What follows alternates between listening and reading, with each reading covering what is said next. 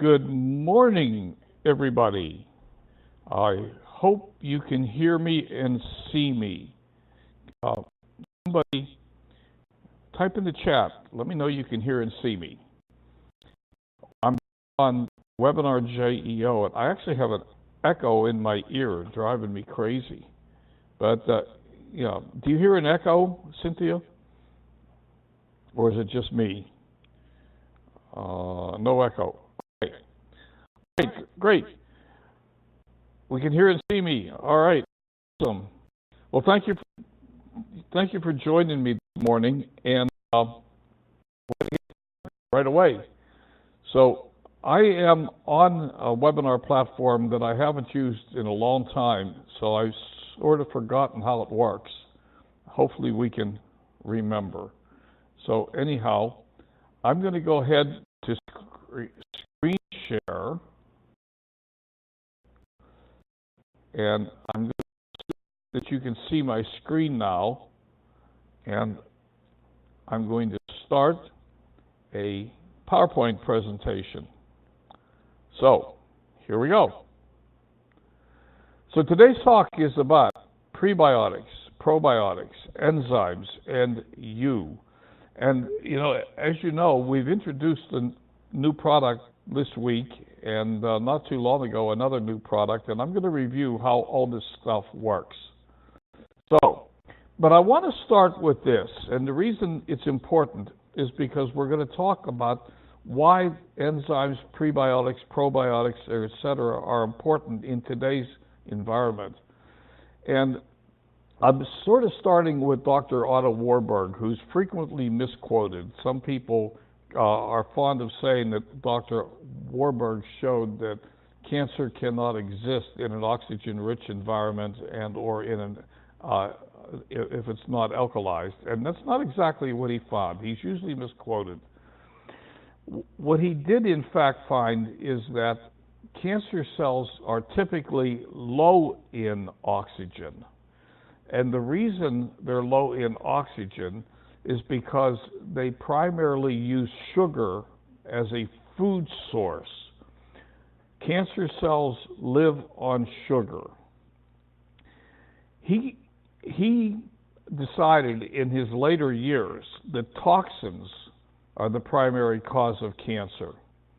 And he became convinced that illness results from pollution, which is an interesting discovery.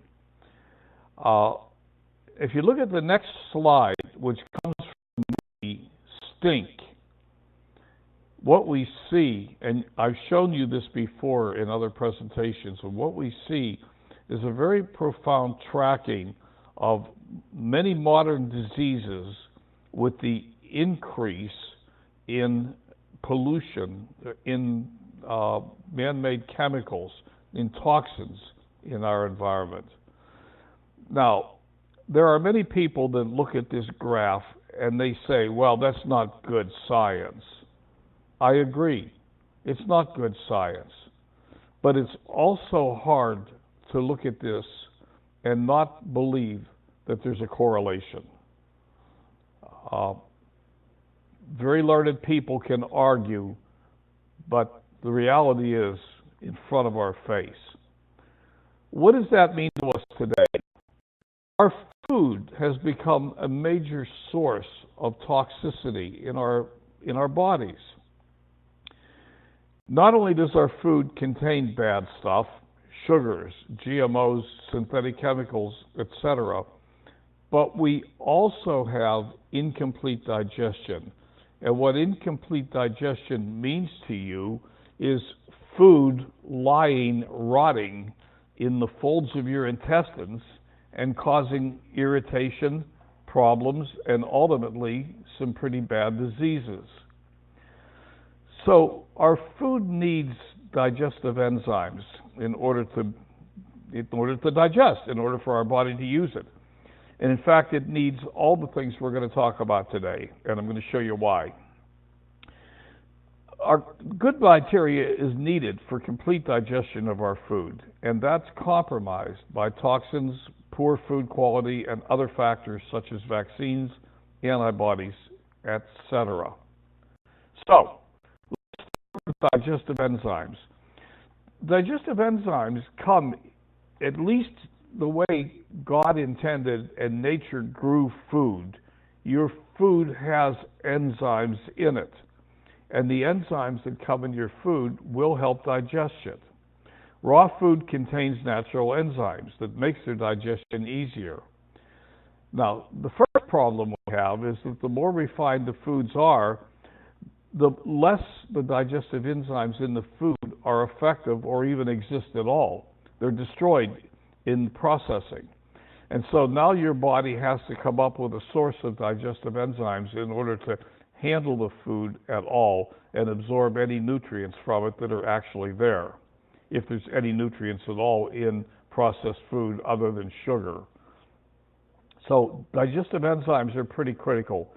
And by the way, I've debated leaving this slide in or taking it out. I'm not sure what value it brings to what we're talking about today, but many digestive enzymes have the letters A or C in their names. So amylase, maltase, etc. So, I mean, you can look at foods and see if they have digestive enzymes. More interestingly is that these enzymes are produced in places like in the mouth, in the small intestine, in the stomach. So digestion, if the enzymes are present, digestion actually begins in the mouth, and it continues in the intestines.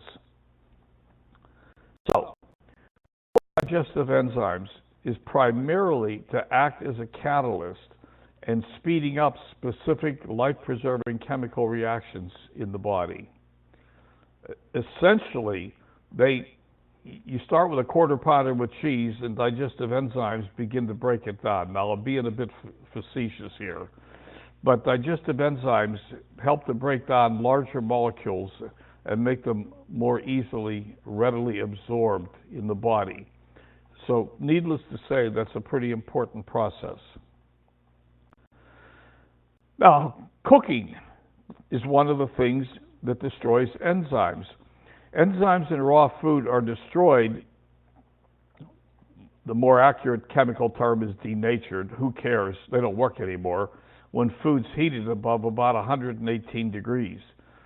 So you see, one of the things that happens is when we cook our food, we actually reduce the enzymes in the food and make it harder for our body to digest them.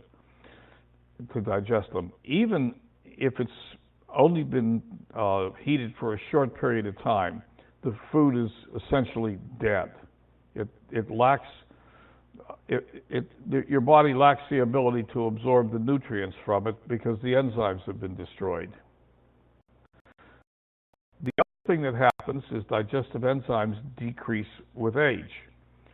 Researchers have shown that the ability of the body to produce enzymes starts to slump as early as around 20 years old, and that by the time we're 40, we've got a 25% decline in our enzymes, and they continue to decline as we get older and older. So the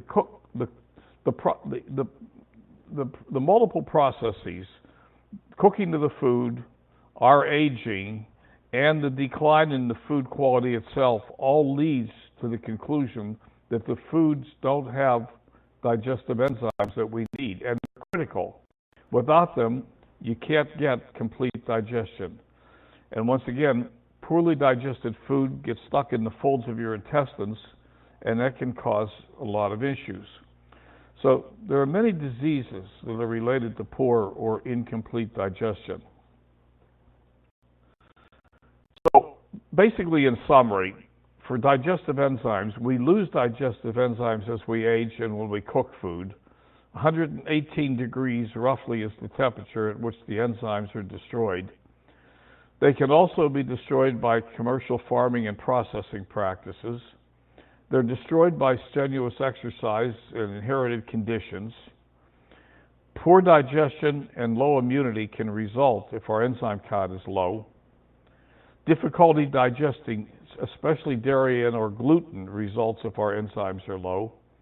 And absorbing and assimilating nutrients is hindered if our enzyme count is low.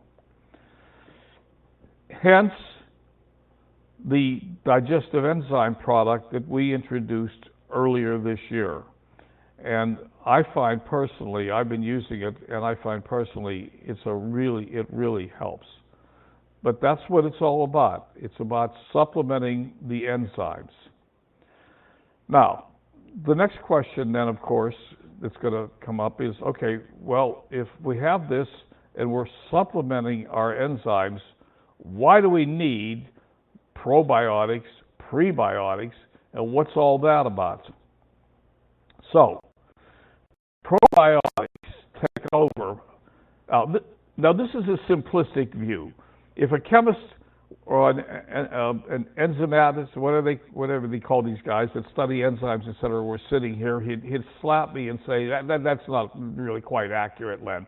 But it's okay. It's okay for our purposes today. Basically, the enzymes start as soon as you put the food in your mouth.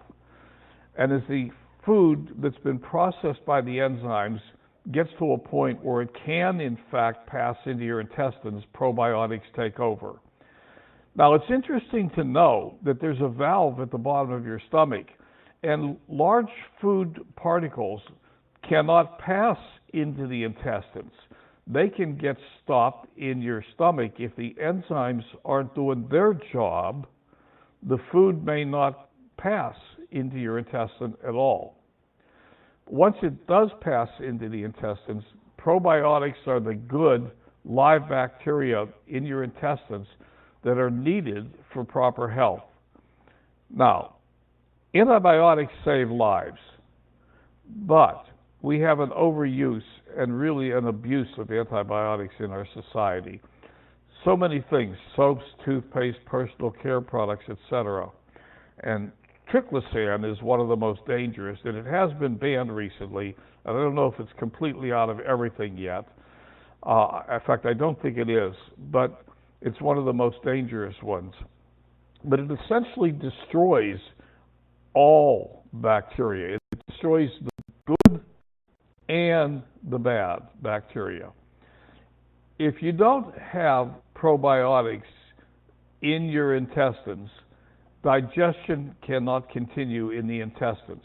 You're not getting the nutrients out of the food, and once again, food particles can get stuck in the folds of the intestines. So, the new product, Probiotic Flora, it helps complete the gastrointestinal tract or digestion in your small intestine. Aggressively destroys the overgrowth of bad bacteria, including yeast. Has 7 billion good bacteria which grow, cultivate, multiply, and colonize in your body.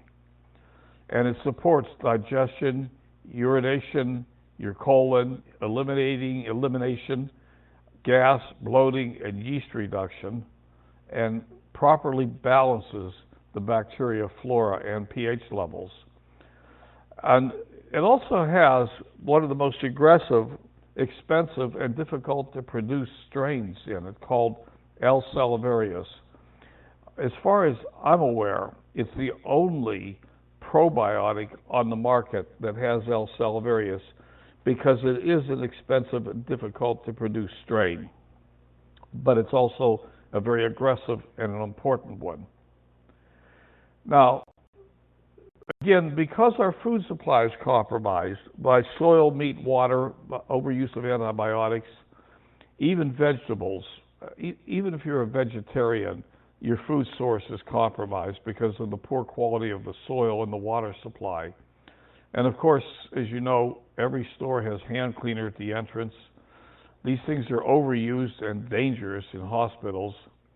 Last year, we had a series called Toxic Talk, and one of the things we covered was the dangers of hand cleaners. Now, prebiotics come into the equation because the probiotics have to have prebiotics to feed them. Prebiotics are non-digestible carbohydrates. Just like high-fiber foods, prebiotic compounds, including the kind found in foods like garlic, artichokes, et cetera, et cetera, et cetera, they actually pass through the upper part of the gastrointestinal tract and remain undigested since the human body can't fully break them down. Once they reach the colon, they're fermented by the probiotics. So essentially, the prebiotic is required in order to keep the probiotics alive and fully functioning. So they feed the probiotics. Essentially, prebiotic compounds are nutrients or fuel for the probiotics. And once again, because of the health of your gut is closely tied to many other bodily functions, both prebiotics and probiotics are important for battling inflation and lowering overall disease risk. So prebiotics, here's a nice list of things that they help with. They lower your risk for cardiovascular disease. They produce healthier cholesterol levels, better gut health, improved digestion, lower stress response, better hormone balance, higher immune function. They lower the risk for obesity and weight gain, and they lower inflammation and autoimmune reactions. Now, the beauty of our new product, pH Flora, is that it contains its own prebiotic. So, your probiotic needs a food source in order to multiply and stay healthy. pH Flora contains a prebiotic. It's non-GMO, non-soy, and it's normally known in the literature as FOS. And for those of you who care to worry about trying to pronounce that, it's fructooligosaccharides. Who cares, right? It's extracted from things like blue agave plants as well as other certain fruits and vegetables.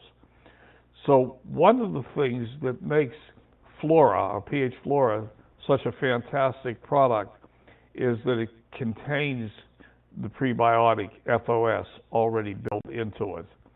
So it's a proprietary, patented process. It's the only probiotic on the market that contains a prebiotic, and that's what helps it to cultivate, multiply, grow, and colonize inside your body after consumption.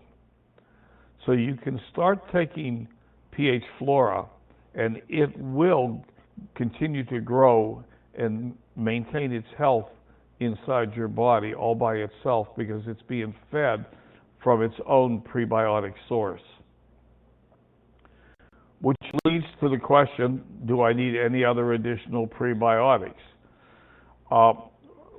We all know how important fiber is for weight management, digestive health, and regular bowel movements, amongst other things. So there's a type of fiber called inulin that can improve your gut health and metabolic health as well.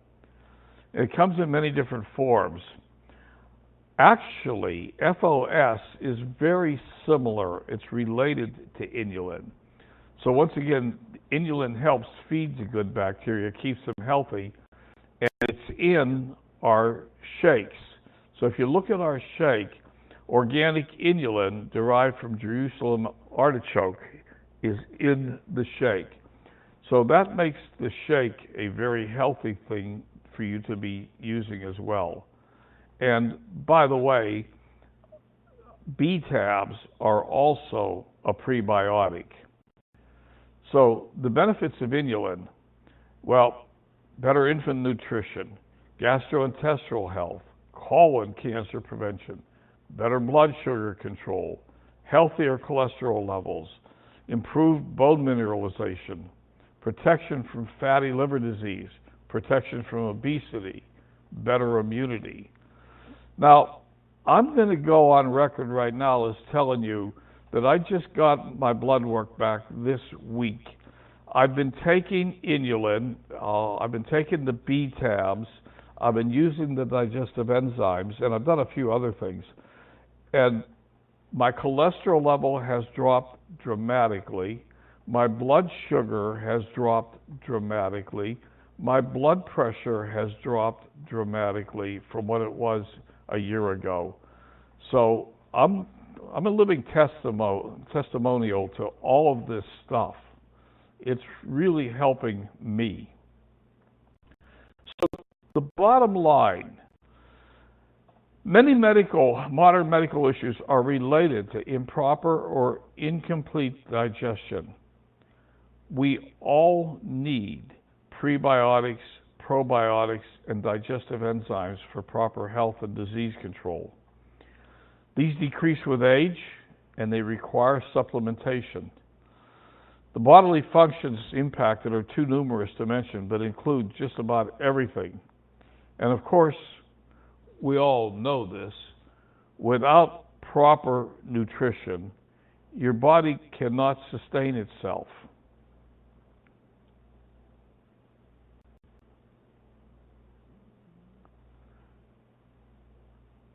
So I am going to come back.